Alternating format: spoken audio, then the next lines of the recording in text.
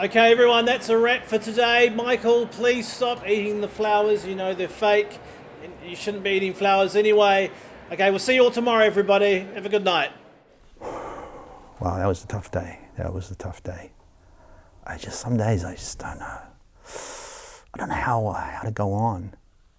How do you keep doing it? Ray, help me, man. Help me, I need you. Why aren't you here? I am here, Michael.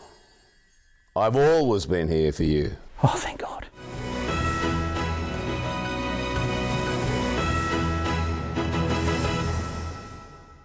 So here's some questions that someone else has prepared for me earlier. Really? How do you think Alf will die?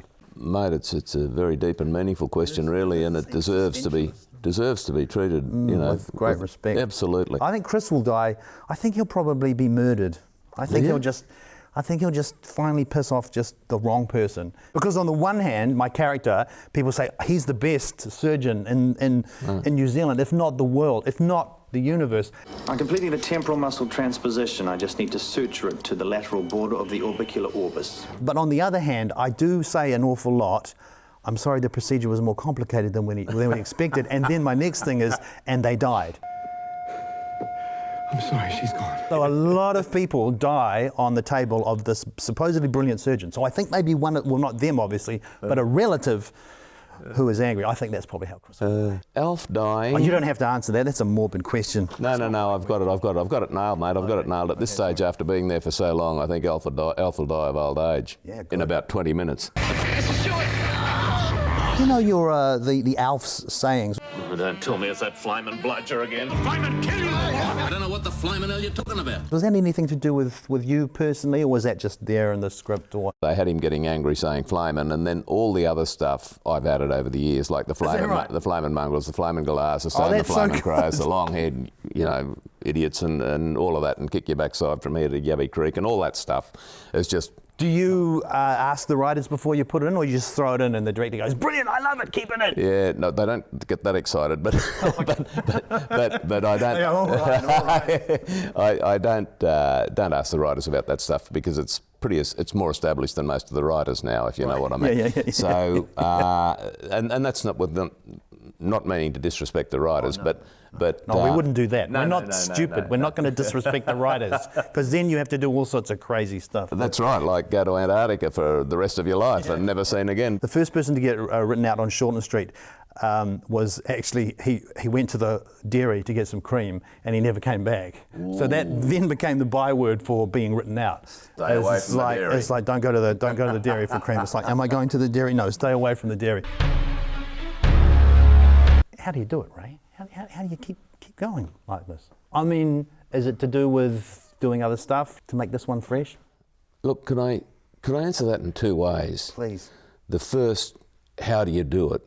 Well, normally I turn up at the studio and point myself to the nearest fan, open my mouth and let the wind blow my tongue around. That takes care of the acting side of it. Okay, good. And then the other stuff, to have breaks and be able to do things like Priscilla, Queen of the Desert, the musical just happens to be on at the Civic Theatre in Auckland about now.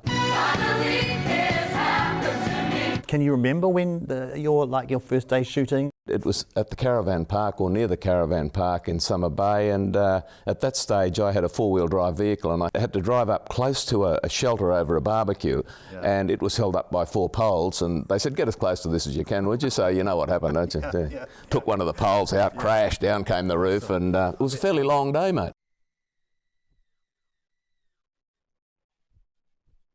Our first day, no one had ever made anything like Shortland Street here. No one had ever shot with 20 minutes allocated for a scene. Everyone was just terrified that they'd muck it up, which we did. Yeah. We were so down by the end of the first week that we had to come back on the Saturday. The other problem we had, because they didn't know if it was going to last, they didn't invest a lot of money in it. We were shooting on second-hand tape, so the tape had these things called dropouts. Oh, yeah.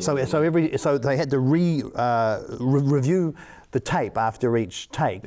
So when we finally got our kind of brand new tape that we were allowed to shoot on, that was a great moment. That sped things up a bit. Give me my bloody pills before I start tearing up this joint. Ray, you've been such a help. Thank you. I honestly, talking to you, I feel so much better. Thank you so much. You're welcome, mate, but I'm sorry. There's a bloke in San Paulo, soap actor. Been on a job for 30 years there, needs help. Got to go. Please do. Please do. Stone the flaming crows. Where'd he go?